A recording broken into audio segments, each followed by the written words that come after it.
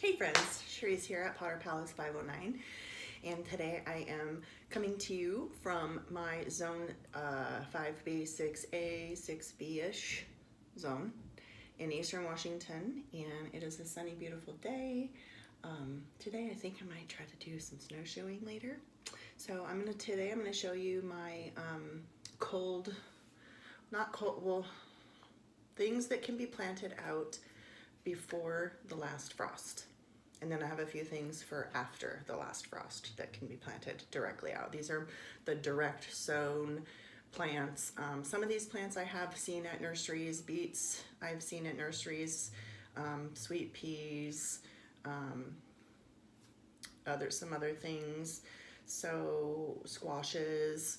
So sometimes when it tells you that you know it's not recommended to just direct sow it, you can kind of play around with those things. Do I want to do that? I'm not very sure. So let's get started here.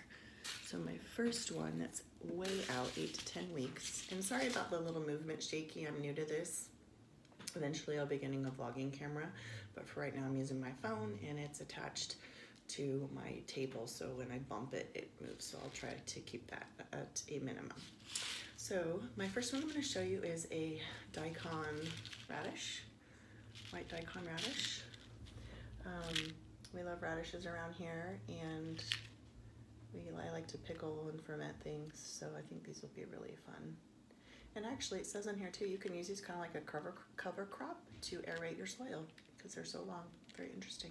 So those are going to get started outdoors here pretty soon. And then we've got our other, so we've got, I found these were new to me too this year, a mini purple daikon radish. So that looks really fun. Then I've got some Pole Sugar Snap. I got these at a farmer's market.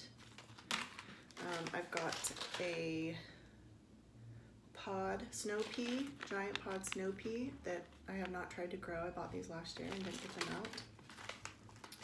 These are just a little marble bush pea, and these were super successful for me. I grew 3 bushes and I was able to, in fact I still have some frozen in my freezer, and so like the last time I made a little, I eat plant-based, so I made a plant-based chicken pot pie.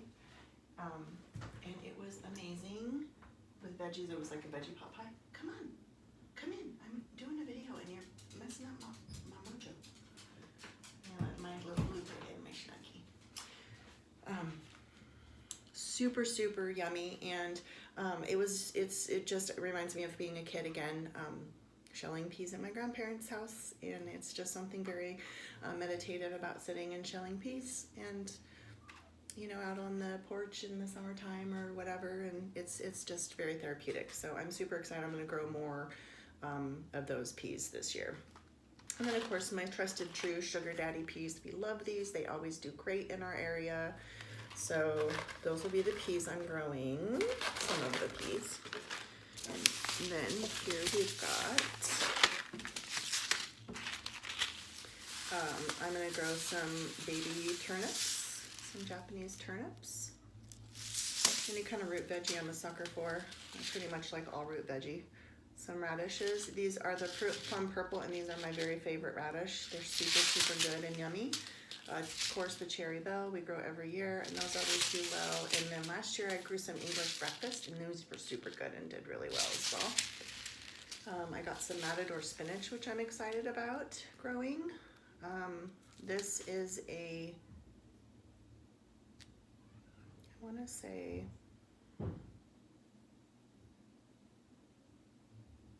overwinter in sub-zero temperature, so it's a cold hardy spinach. And then I got oceanside spinach, so a couple different varieties. This is a mild climate spinach. And then I got some broccoli rabe. This is mustard greens or mustard spinach. I've got some Tuscan baby leaf kale, black swan poppies.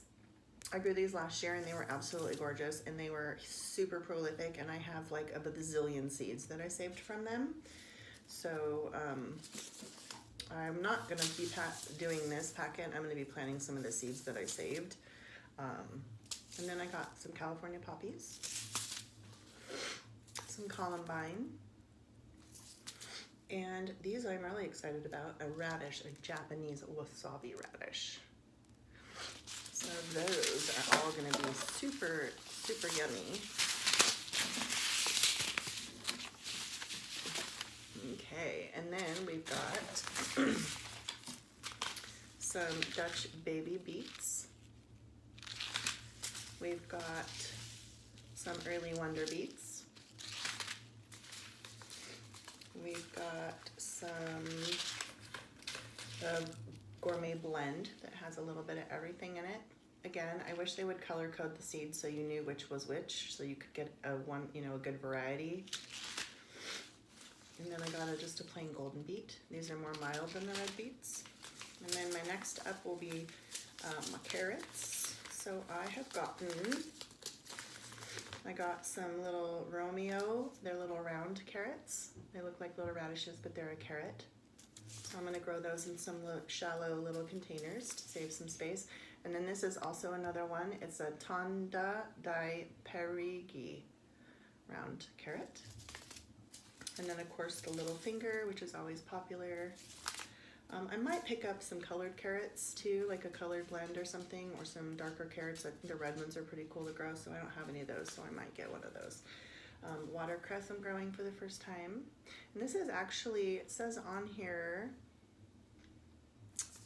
it is Nasterium officinale. So I wonder if this is part of the nasturtium family or no, I don't know, but I'm gonna grow it. It's like a peppery, it's good for salad. And then I got some rocket arugula, again another peppery one, good for salad. And then this is just a chef's medley salad mix. I got some little baby choy bok choy, which is amazing. I love bok choy, whatever you call it. I got some arugula, some wasabi arugula. And then I got some purple lady bok choy, which is, look at that, how gorgeous. How gorgeous is that? Got those ones. Those are your 2 to 4 weeks before your last frost date where you can plant them out. Then I got these guys, so I'm excited for this. I'm gonna try to grow some peanuts this year. I'm gonna put these in a couple containers. I got some cilantro, which I actually have in growing inside right now. It's struggling, but it did sprout and grow. We've got beans, so French filet bean. We got, hold on, these are for after frost.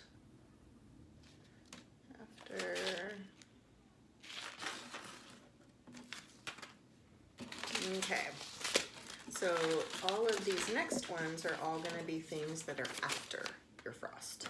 So our beans, I've got lots of beans, we love beans. So I've grown these contender beans, and the Blue Lake, or no, not Blue Lake, the French filet bean. Beans usually do well for us here. I've got an Oriental Wonder bean.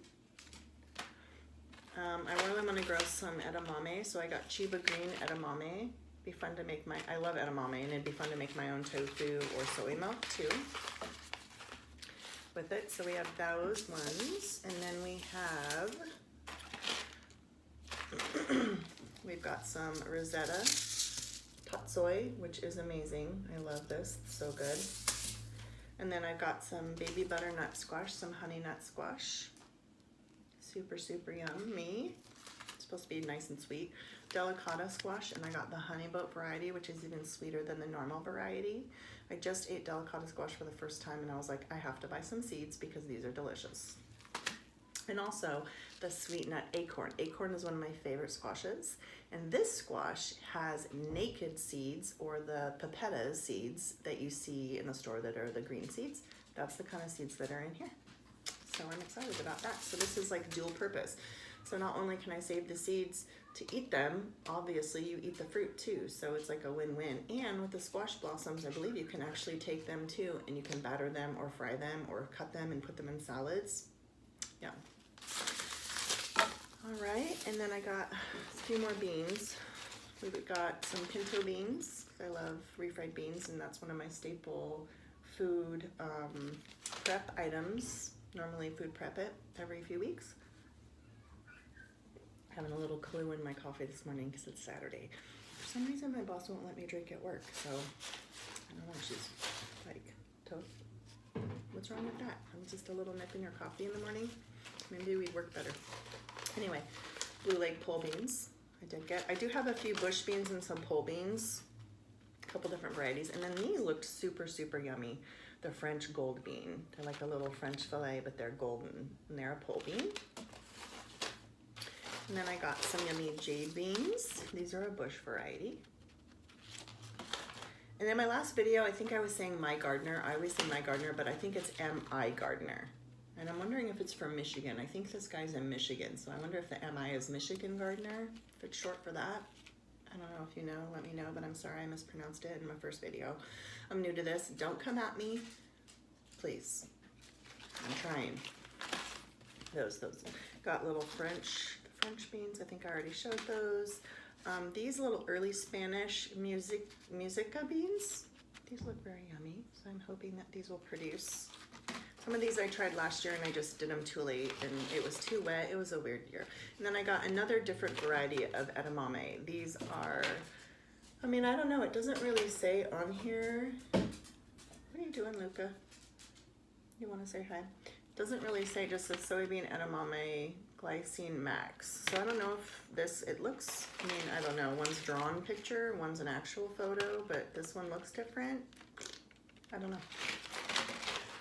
Okay, so I do believe that is all of the stuff that gets direct sown out into the garden, or so they say. And then let me show you my little Luca. Oop.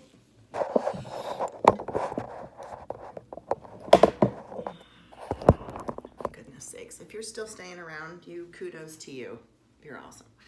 You're snug. This is my snug. I know, yes, I love you. My little snuggie. He's 11. He'll be 12 in July. And he's my best boy, my favorite man. Picked him out at 3 weeks, brought him home at 8, and he has slept between my husband and I ever since.